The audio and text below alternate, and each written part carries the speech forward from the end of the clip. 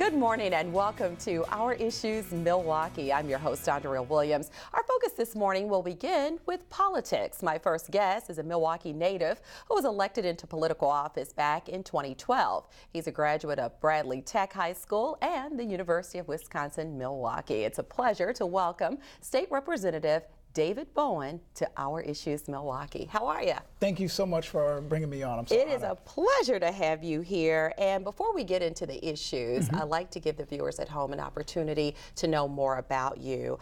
You were first elected to the county board for District 10 back in 2012. That accomplishment at that time made you the youngest member of the board and one of the youngest Black elected officials in the history of the city. That's pretty major. So when did you decide you wanted to get into politics? That's a really great question. I had the chance to get exposed to a number of community leaders from my just in-depth of getting involved in the community at a young age in high school. And I was connected to a youth organization called Urban Underground. I was program director for that organization and never saw a future for me to really mold the lives of young people. I ended up thinking I would be an architect and drafting buildings and creating things, but you know what? It is very impactful to impact the lives of people, and that's how I got infused into that work, and it grew into a reputation of being very active on important issues that affect our community, our schools, our neighborhoods, and our residents. So some folks were like, hey, why don't you actually take a shot at being in the front this time and not being in the background? So I questioned that, I prayed on it, I talked to my family, and I determined that it would be an opportunity to serve people that I really love and enjoy the chance to do. So that's how I ended up in politics. Pretty amazing, and I'm really in awe over the fact that you were thinking architecture. It took a left turn back there somewhere. Yeah, because there's not too many Black architects. And I just said, you know what, I'll just go to college and I'll be an architect. And you know, it didn't work out that way. God was like, no, I have something else for you. Well, everybody says that, you know, things happen for a reason. So you are where you're supposed to be. You were elected to the Assembly in 2014.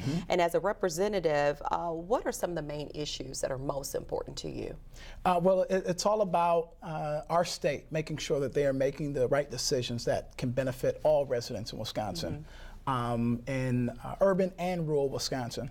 And I really appreciate the opportunity to serve with other members in such a large body that represent every corner of the state. We know that there are issues that affect our community that sometimes aren't heard as clearly or as adequately as they should. And we want to be able to work with different people from different parts of the state to say, hey, look, we're going through these things here. We know that you're going through things in your community as well. And how do we, create a win for all of us to really focus on the future that affects all of our young people, all of our schools, all of our infrastructure, those decisions that have to be made. We have to make sure we have the right mindset in affecting and benefiting everybody, and I don't think it's always been that way. And it's really amazing, too, that you just got back from the White House Christmas party. Yes. Oh, my goodness. Just a little jealous here. Yeah, but it was bittersweet because we know that we have an awesome president and family. The Obamas have been amazing in focusing on the things that we know that people need and fighting for so many things that have affected our communities and really taking our country forward. So it was a celebration, and it was a little bit bittersweet to see them and their final Christmas party. I almost dropped a tear. Oh, almost. And speaking of the presidency, during this past presidential election, you attended the Democratic National Convention as a superdelegate. Now, explain to the viewers at home what it means to be a superdelegate. Yeah, so I get the chance to serve in the leadership of our state Democratic Party. I'm the second highest ranking member of our party as vice chair, first vice chair, along with our chair, Martha Lanning, out of Sheboygan. And we get a chance to shape some of the direction that our party moves into when it comes to working on campaigns and the platform of issues that we fight for all over the state. But I really get a chance to be a superdelegate because I'm in leadership.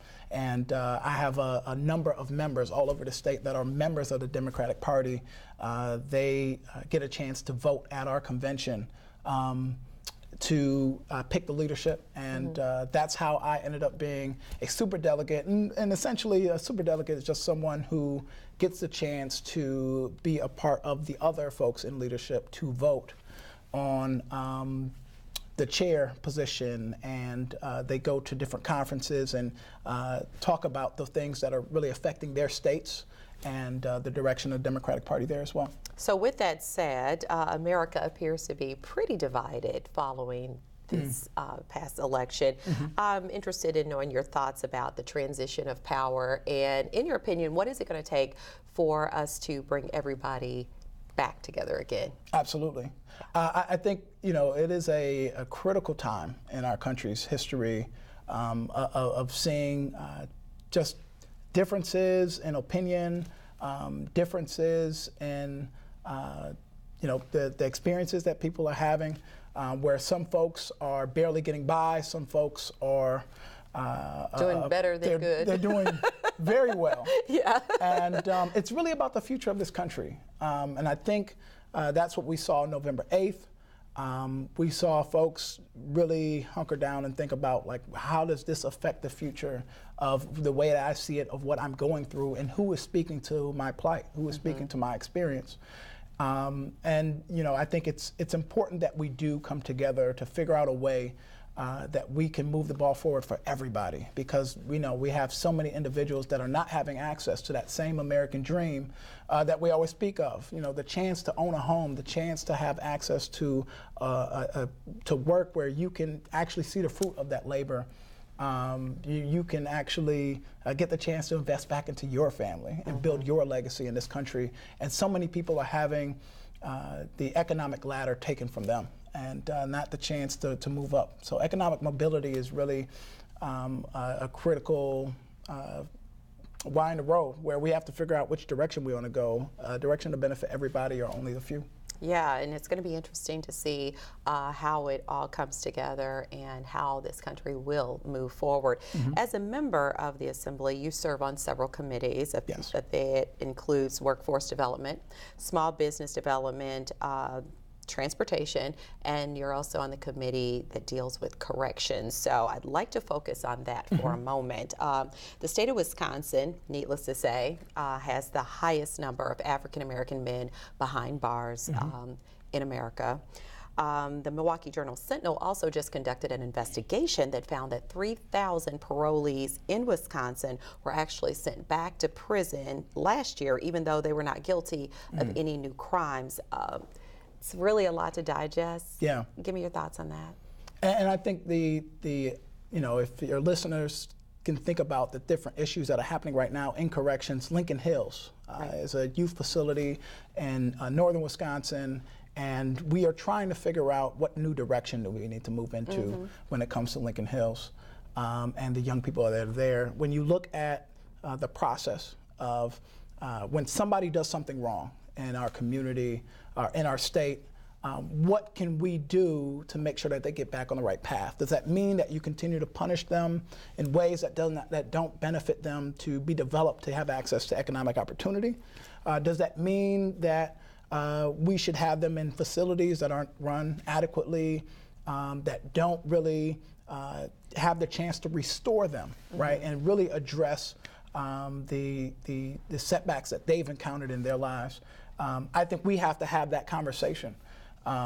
Corrections right now should be focused on restoring people to have the chance to be able to have access to economic opportunity again. Yeah. And we know for a fact that not only is this system unfair, but it doesn't give people another opportunity to really have access to better. Have access to the chance to really restore their lives. Yeah. It just makes it harder. And we know just making it harder does not actually solve that situation of preventing someone from continuing down that path. Yeah, and I'm glad you brought up Lincoln Hills, because anyone who has kept up with the headlines knows all about Lincoln Hills School for Boys and then Copper Lake School for Girls. The two secure facilities actually share a campus north of Wausau, and they've been under criminal investigation for nearly 2 years for prisoner abuse and child neglect. So for the past year, you have elected officials like yourself who have called for removing the county's juveniles from Lincoln Hills. Where do you stand on that particular issue at this point, specifically since Governor Scott Walker has said he's willing to allow a juvenile facility be built in Milwaukee County if Milwaukee County pays for it? Go ahead and expound on that. I think, this is our opportunity to really build a brand new system, right? And I think the situation with Lincoln Hills and the inadequate amount of operations that have gone there, some of the criminal activity that is happening there, is really pointing to the fact that this system has to change, right? And we can't stand in the way of actually planning something better than just building a new facility, right? And if we build a new facility in Milwaukee and it does not really built on the foundations of actually restoring people's lives, we failed again, right? And we've created a system where it only continues to feed itself by placing more and more young people to make sure that facility is full. Yes. So the best thing that we can do is to look at what we can focus on so that we can actually have facilities and places for young people to go, for judges to place those young people that are safe, places where they can be developed, right, and to focus on the things that they need to deal with even some of the mental challenges. And we know that mental health also is an important factor that has to be addressed through adequate services, through services that focus on the whole well-being of those young people. Just locking them away will not solve the things that are pushing them down the path of destruction. We actually have to wrap around, love around those young people to make sure that they get back on the path to restoring their lives. Yeah, and we've had that conversation on this show many times, and what people may not understand is that counties are billed $292 a day per offender at Lincoln Hills and Copper Lake, and much more expensive if you look at it than actually keeping young people closer to home. So what I wanted to really look at is the fact that you and one of your colleagues came out with a press release, and you were saying that, and it's Jonathan Brostoff? Yes, my colleague in the 19th District. Yes, you said that what Governor Walker has proposed is a small step in the right direction, and you would like to actually see a 21st century model of youth restoration. If you could paint a picture for us, we're quickly running out of time. What does that look like? Absolutely. I think the governor has a chance to show leadership on this issue, to really focus on not the same steps that kind of got us in this mess of just building facilities, right? To lock young people up, but let's look at actually building a 21st century system built on restoration, where instead of thinking of a building, let's think of those young people's lives first, right? And the things that are pushing them towards the destruction that they may be getting involved in. And how do we think about, the things that they need to be developed so that they don't have to, they are not pushed towards those things. So basically programs and services that are going to make sense in helping them change their mindset and possibly even change the scenarios that landed them where they are. So many times they're leaving a place like Lincoln Hills and then they're going back to a situation that's the same or worse than when they left, and they get sent right back, and then they're caught up into this this whole chain of going back and forth. Absolutely. And the sad thing is, with the conversations that I've had with elected officials, it starts to even be something that happens, and it's passing down in families. You know, fathers and sons are in the same jails together. Absolutely. Absolutely.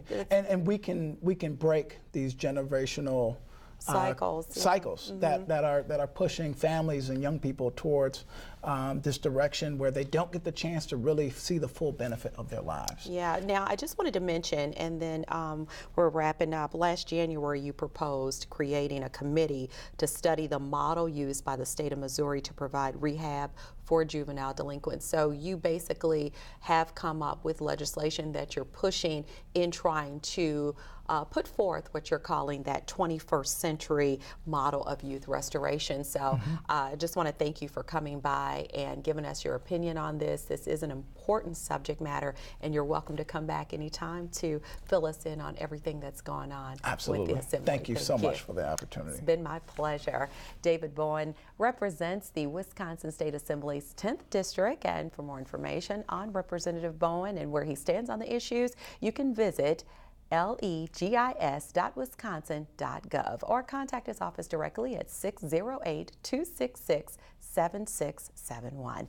When we return to Our Issues Milwaukee, we'll focus on a local organization whose mission is to cultivate the greatest potential for youth in our community, helping them become productive community citizens. We'll find out more about the New Horizons Center Incorporated right after this.